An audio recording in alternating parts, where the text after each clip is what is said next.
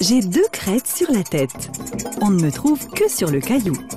Je peux vivre jusqu'à 20 ans. Je suis le Corelophus ciliatus.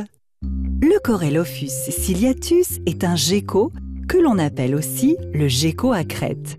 Ciliatus vient du latin et désigne une frange, des cils qui sont en fait des écailles. Pas étonnant qu'il ait un si joli regard. Ses couleurs sont variées, mais chaque gecko a des micro-ventouses aux pattes pour grimper en haut des arbres.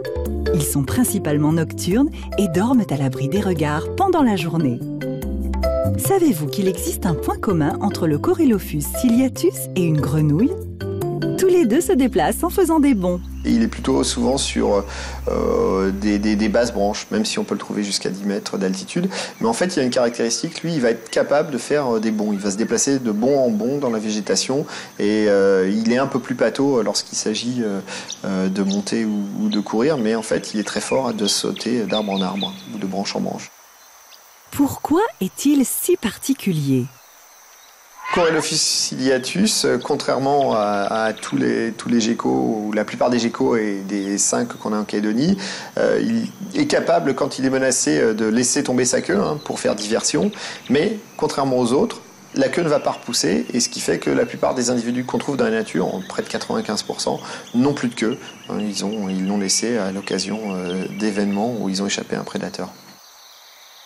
C'est une espèce protégée ?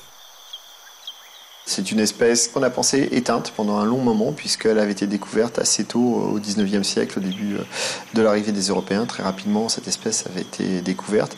Et puis on ne l'a pratiquement pas revue pendant près de 90 ans, entre 1884 et 1994. Et depuis, plusieurs populations réparties dans différents lieux du territoire ont été retrouvées.